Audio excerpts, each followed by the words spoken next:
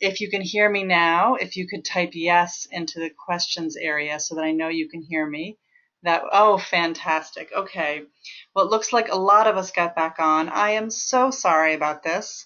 I really apologize. Okay. I'm glad that most of us got back together. And if anybody wants to share, you had a lot of time to work on that last exercise. I really apologize for the inconvenience. I'm going to talk to GoToWebinar again and try to find out why that happened. If anybody wants to share, great. Diane, let me find you here in the little list. And there you are, unmuted. Hi, Diane. Hi. So I found this one really interesting. I picked the obstacle of having a really hard time with organizing and planning ahead for meal planning, recipes, food prep, all that kind of stuff, just to make sure that eating healthy, delicious, exciting, healing meals are easy and possible, Mm-hmm. Right. And then I started strategizing, and what's so cool is I'm already doing a lot of the strategies. Like I organized my Tupperware thing about 2 weeks ago. Oh, beautiful.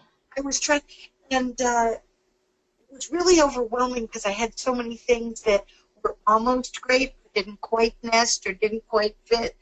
And that whole thing of I really like the idea of getting rid of some stuff and getting a whole system that works well and just replace some of the things. Mm-hmm. So I was brainstorming on the recipe thing and the meal planning. And I was thinking about, on one hand, to make it crazy, crazy simple. So that if I have some protein staples like chicken or eggs or fish or whatever, that I just buy those and I have them and they're available to me, and a bunch of veggies. And I think that and a bunch of quote unquote non-grain starch, like maybe sweet potato and quinoa and butternut squash, or things to use instead of other kinds of grains, so that I'm trying to get people low glycemic and trying to reduce inflammation. And the thing that I came up with was, I put a big asterisk next to it, was sauces and flavor and excitement. And what sauces and flavors could be made ahead and frozen or have a long shelf life or fridge life? What could be bought ahead in bottles? So that those kinds of things would maybe, that would be the excitement, the thing that would bring everything together and make it. That sounds lovely. Diane, for some reason your audio is sort of fading in and out, and you're a little bit hard to hear for folks. Oh, I'm sorry. No, it's okay. It's not your fault. But I hear the one of the things that you thought of was to have sort of sauces and flavorful things and have them in the freezer or in the fridge in advance. So that's something that you can add to make the food more exciting and inviting. And that's a sort of an organizing strategy that you could do in advance. And that sounds brilliant. I love it. Are there any suggestions or tips, sauces or flavors that other people have found, or is that something you want to share?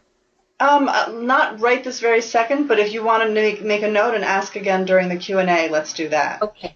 Sure. Great. Okay. Thank you, Diane. Thanks a lot. Okay. So let's take, so here we go. So one thing thank you everybody. And again, I'm so sorry about us all getting kicked off the broadcast. That was very frustrating right in the middle of the exercise like that. I do want to bring your attention on page 8 of your workbook. There's 3 resources that I love for creating order. Marilyn Paul's book, It's Hard to Make a Difference When You Can't Find Your Keys, Time Management from the Inside Out, and Organizing from the Inside Out by Julie Morgenstern, and then also The Fly Lady, Marla Silly at flylady.net. Those are all great resources for creating order that I really recommend. So I want us to take our, first let's do this little quote here that I love here from Michael McCullough. He says, routines are like mental butlers. Once you have a routine, not that I've ever had a butler or have any idea what that would be like, but one can imagine, right? Once you have a routine in place, then the mental processes that make that behavior happen take place automatically. And it's like things just happen for you. So I love that idea. And I do find that that is true, that once brushing your teeth or other things that are just really routine, you can get other things to almost that level of routine and they just sort of happen automatically. And it makes life so much easier. So what I want to invite us all to do this week is to choose your actions for the week. And here's a list of possible actions for this week are you can read Practice 5, Create Order and Everyday Healing. You can try renovating one of your routines with these 3 steps that we just used. You can begin strategizing how to create more order in one of your spaces. Do your accountability partnership. That's always high priority. And use a listening partnership, a journal, or other tool to address tough emotions. Those are some possible actions for this week. But I want to invite you to, like we do every week, take some time to choose your actions. What's your goal for this week? And what are some very bite-sized, doable actions that you want to do? And think about how long each one will take and when you're going to do it. So let's take a little bit of time to do that before we get into the Q&A. And when you're done choosing your actions and deciding when you're going to do them, just type in done. And we'll see if everybody's, done by about 10 o'clock.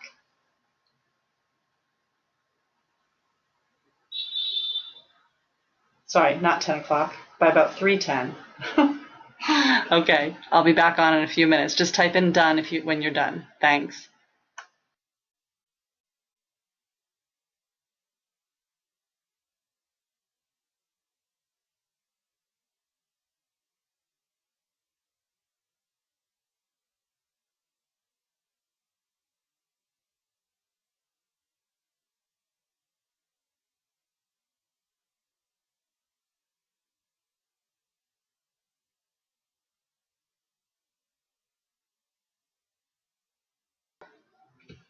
Also, I'm going to take my screen off of screen share for just a moment while I scurry around in my computer, and I want to make sure that we don't get kicked off again, that everything's okay with GoToWebinar. So don't be alarmed. You won't see my screen for just about 1 minute now, but I will be right back.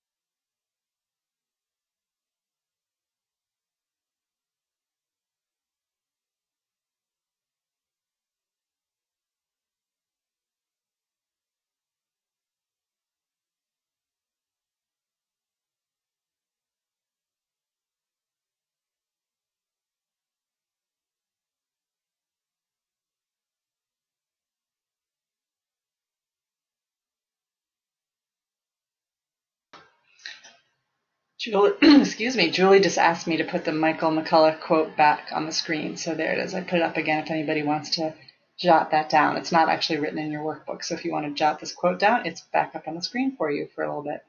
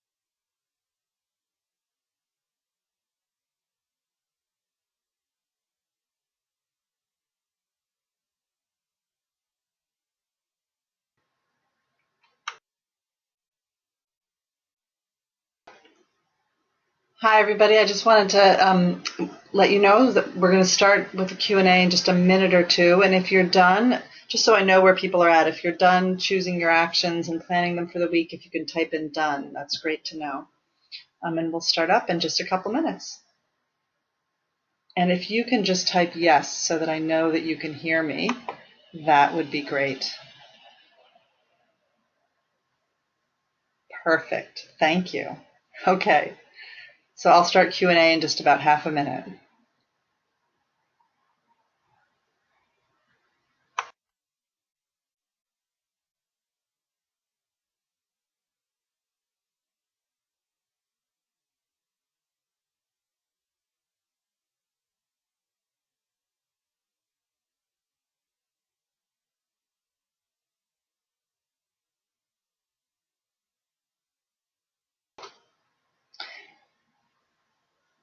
Okay, so let's see, what questions do people have today? Any questions about the topic today, create order, about any other challenges you're having, anything you want to know about me or my healing journey,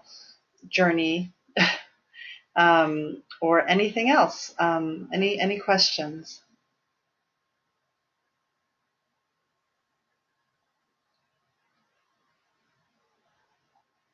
Now, Diane, I know that you had, what were we talking about that you said that you were going to bring up during the Q&A? Oh, right, flavorful sauces, things to make dishes more yummy, right? So let's see, let me ask, I'm going to unmute you for a second. Diane? Yes. Was that what you were interested in, just the ideas for sauces to make things more delicious? Yes, and I'm also dealing with dairy, allergic to dairy and wheat, so yes. Okay, yeah. Well, I don't eat dairy or wheat either. So I'll tell you. I don't know. I have there's a blog post I wrote a couple of years ago that I send to folks quite often, and I don't know if I've ever sent it to you, but it has two dressings. One's a garlic mustard dressing, and one is a tahini ginger dressing. And they're delicious sauces that go well on almost anything. And if I've never sent that to you, I'm happy to send you the link to that blog post. It's got two good recipes on it. That would be great. Sure. Thank you.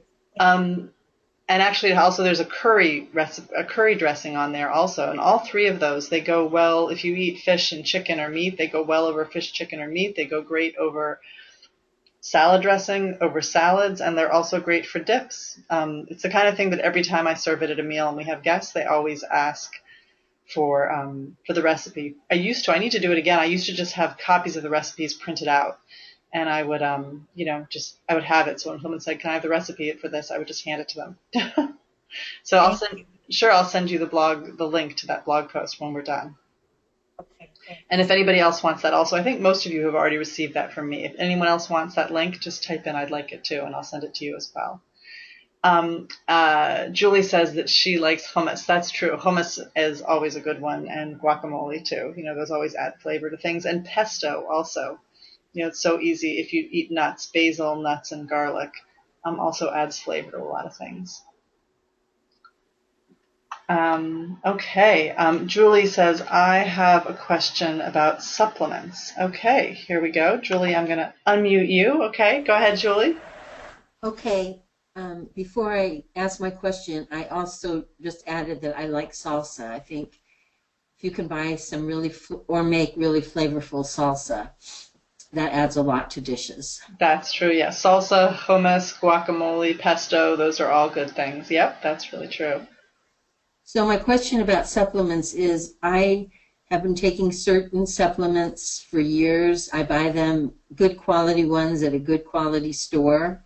Mm-hmm. I've been taking these multivitamins, and I felt like I wanted to try a different multivitamin for women specifically, and for women over 60. Mm-hmm. And at my store, they recommended one for women over 40. And I wanted to know if you recommend supplements or you don't recommend supplements, because you're not a nutritionist or whatever.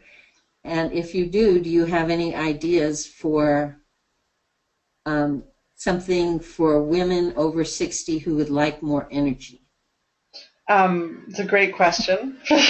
I'll tell you, I mean, the supplements that I take are a multivitamin for women that I take digestive enzymes, probiotics, and vitamin D. Those are the only supplements I take currently in my life right now. The one thing that I'll say about supplements, and I don't recommend any specific supplements because I don't necessarily feel comfortable doing that, you know. Yeah. So, Yeah. but the one thing I will say about supplements that I have, you know, the folks in the raw food world all really believe in this very strongly, and actually, and the truth is, it's something that they agree with the macrobiotic folks on as well. Even some macrobiotic folks really don't believe in supplements at all, and they say, you know, it's much harder to digest it when it doesn't come naturally in its natural form. So, but what they both do say, and this is when you say high quality, I'm not sure if this is what you mean, is that any supplements that you do take should be derived directly from food, so that they should be supplements that say somewhere on the bottle, you know, made from whole foods or derived directly from food sources, or, you know, because you can chemically and sort of, you know, and create a lot of vitamins and put them into supplements, and it's hard. But your body actually, you know, there is a theory, and again, I'm not a doctor, but this is what I've been told, and I believe it. It makes sense to me that when vitamins aren't actually derived directly from food, that they're more likely to be seen as especially if you have an autoimmune issue and your body tends to attack things or attack itself at all. Yes. Your body's more likely to sort of see them as free radicals and start attacking them, as opposed to, you know, and just try to flush them out, as opposed to really trying to absorb them. So I'm not sure if that's what you mean by high quality, but making sure that your supplements are really derived from food sources is a huge piece of supplement quality. Well, that's very helpful. That wasn't exactly what I meant, but I'm glad you told me that, because I will check to see what I have. I just mean I buy them.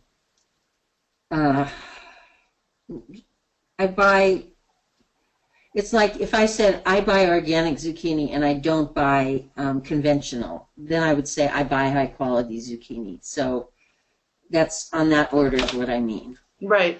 Yeah, no, I mean, there's some are clearly better than others, but to try to find supplements that are derived from whole foods, I think that often can make a difference. That's what I will look for. Thank you. Sure. Okay. Diane asks how to find excellent functional medical doctors in the greater Boston area. How do you get an accurate diagnosis for all these different things, and how do you get clear diagnoses and a plan of action to follow? That's a great question, Diane. It's sort of the central question and very hard to figure out. You know, there are excellent functional medicine doctors in the Boston area. Unfortunately, Visions Medical closed because they didn't feel like they could financially support the model of service they were offering. I'm not sure if everybody knows what functional medical doctors are, so I'll just say what they are in case people don't know. A functional medical doctor is somebody who is an MD, is totally trained in regular conventional Western medicine, and also has a lot of knowledge about supplements and nutrition and alternative medicine. And the approach of functional medicine is not just to treat the symptoms, because most of Western conventional medicine, right, we do surgeries and take pills to address symptoms, to make the symptoms go away, but we aren't necessarily addressing why the illness or the pain happened in the first place. So functional medicine really goes after trying to address within the body, what are the allergies in the body, what are the toxins in the body, how is the gut working, what micronutrient deficiencies do you have that are allowing your immune system to allow this particular illness to happen, or that are causing your autoimmune system to attack itself in this way, or et cetera, et cetera. So functional medicine really goes after how the body is functioning, and after, they say, as opposed to taking an aspirin when you have a tack in your toe, we try to take the tack out of your toe. They can be fantastic resources in dealing with especially sort of non-specific, difficult autoimmune illnesses. just, I mean, Diane, your specific question, in the Boston area, the only ones I know are the Rothfeld Center up in Waltham, Massachusetts, the Rothfeld Center, and Dr. Noelle Lee, Noelle, Lee, Lee. There are probably others. Those are the only two I know that are functioning right now. And so I think those are the best folks to work with. They usually, unfortunately, I don't think take insurance often, these functional medicine doctors, because a lot of the labs that they do are not covered by conventional insurance. Yeah, and there is a center called the Marino Center in Cambridge also. Marion asked. Yes, there's a Marino Center in Cambridge, but I've heard from a lot of people lately that actually I know this for a fact, all of the doctors there don't practice functional medicine. Some of them are more or less than others, but some of them are just sort of straight up conventional doctors who are a little bit more open-minded to alternative stuff. And I don't know if there are any full functional medicine doctors left there. And Diane asked, how do you manage the high costs of holistic care? That is just a very difficult question. I think one thing is to really try to negotiate with every provider to not give up, especially for folks who are on any kind of government assistance, it's so hard. Asking for help in any way is so hard, but to always say to people, I know you're only take out of pocket. I receive government assistance. Is there any way that you could provide your services on a discounted scale, and you'd be really respectful of them, and you understand they need to make a living, and just ask. I know that I always have some slots in all of my programs, all of my courses like this for people on a sliding scale, because if you have a serious health condition, it financially becomes so difficult to take care of yourself, so difficult. So I know it's hard to ask, but I do encourage you, rather than just saying, oh, well, there's no way I can go see that acupuncturist or that chiropractor or that herbalist or that functional medicine doctor, write a letter, write them an email, explore if maybe they'd be willing to see you on a sliding scale for much less money. I definitely know some colleagues of mine who are healthcare providers who certainly do that. I know I do it. So I think some of the high costs of holistic care, it comes back to the question again of making ourselves vulnerable and asking.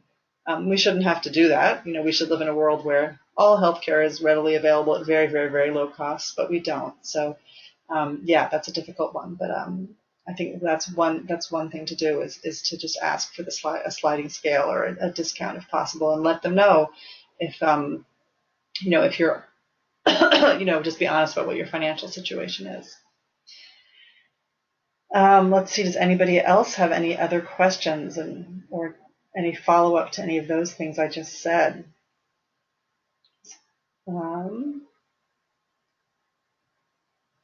Oh, right. Yes, Marion, thank you. Okay, Marion, I've unmuted you. So you know what? I will introduce this real quickly. I'm going to mute you again because there's a little background noise. 1 second. So when Marion and I were talking during her consult this week, and I was talking about how when there's something that a person's trying to do that's hard to do, like I said, cutting vegetables or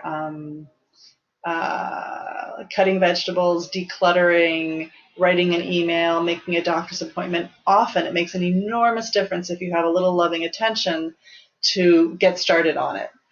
So for me, for example, when I was writing my book, I would often get writer's block, and I would have somebody either come over to my house and we'd sort of do a listening partnership back and forth, or just call me on the phone, and I would listen to them first, and then they would listen to me for about 10 or 15 minutes, and they would just sit there on the phone while I started writing, or while I wrote my emails that I needed to write to people about promoting the book or whatever it was, and it would enable me to sort of get off and running, and then I'd say goodbye to them, I'd thank them, and I'd be able to continue. And it's a powerful, powerful thing when there's something that we're trying to get done and we're having a hard time doing it, to have somebody be with us at the beginning of getting it started. So Marion, I'm going to hand over the floor to you. Hi. Hi. Well, so I would like to invite all of you and say that I have a need also for this type of help. what what really helps me is if I can speak out loud to somebody while I'm starting a task, just to sort of get into it, and then once I'm rolling, I can go on my own.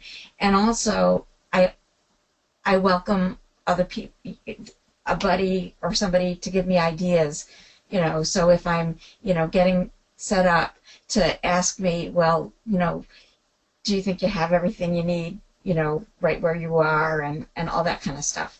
So, and I'm going to make a commitment to also put this in the on the Facebook page. But in the meantime, if any of you are interested in doing this buddyship, we can either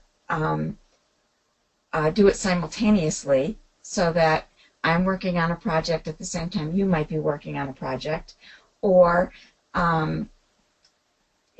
work out a 10-minute time where one of us might be focused on a single person's work, and then at a different time during the week trade back and have a buddy focus on the other person's work.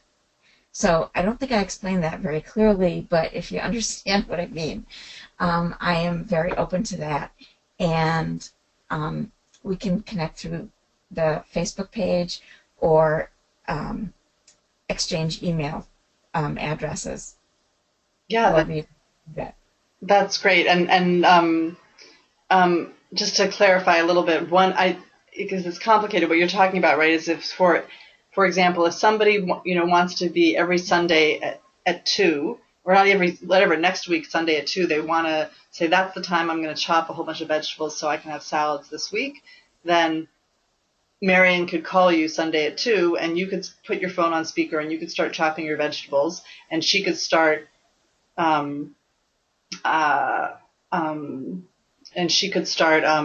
doing whatever her tasks are that she needs to do. And maybe you could even just do something where the first 5 minutes, one of you is talking about you're chopping the vegetables, and I'm getting this out, and I'm getting that out, and I'm getting this out. And then the second 5 minutes, even though the other person's continuing to chop their vegetables, then Marion could talk about what she's doing. Or Marion could call and give you attention for 10 minutes at 2 o'clock while you chop your vegetables, and then you could call her back and give her 10 minutes of attention another time while she's working on her habits. So it makes an enormous difference to schedule a time to get things done. So then A, it's scheduled, B, it's like an appointment with somebody else, and C, you have that loving attention. So whatever is triggering you where normally you go to start doing this thing, whether it's decluttering or chopping vegetables or yoga or whatever, normally you think about doing it and you avoid it, then you don't avoid it anymore and you have an appointment to get it done. So I'll ask, and the truth is that at this point, between losing the feed earlier and now that it's so late during the Q&A, there aren't as many people on, Marion. So I might invite you to write a short email and send it to me, and I can forward it to everybody also. But is there anybody here who knows that they'd be interested in discussing that more with Marion? And you can just type yes into the questions, and I can let Marion know who's interested. But Marion, if you want to send me an email, I can forward it to folks too. Okay, that'd be great. Sure. Okay, thanks. Thank you. Let's see. Oh, I see. Okay, here's a great question. Diane says, what do you do when there's a contradiction on approaches to healing? For example, one person might say kale is nature's scrub brush. It increases your green. You should increase your greens. They reduce inflammation and make you more alkaline, etc., etc. And then somebody else says that no, greens are goiteroids and they're very bad for your thyroid, and etc. So how do you plan for your healing green smoothies to get better and not exacerbate conditions? And Diane says she's feeling confused and discouraged about all these this contradiction she just read about. Marion, I just want to make sure that you're still there. So Diane and Julie, and Diane, I will answer your question in a minute, or at least address it. Marion, Diane, and Julie both said that they would be interested in sharing time in the way you described. Are you still there? I'm still here. Thank you very much. Sure. So I will send an email to the three of you and CC all three of you, so you can get in touch with each other. Okay. And like I said, if you do want to write a few sentences about it, I'm happy to send it to everybody. Okay, terrific. Sure. Okay. So Diane, we only have about a minute right now. So if you want to jot this down and ask me at the beginning of the next Q&A session, I can answer it more fully because we need to get off in about a minute right now. But, there are basically any piece of advice that anybody gives, especially about food, there will be the opposite advice. In Eastern medicine, like acupuncturists say that eating raw vegetables is just bad for you straight up. And that, the macrobiotic folks say that eating raw vegetables is just not good for you.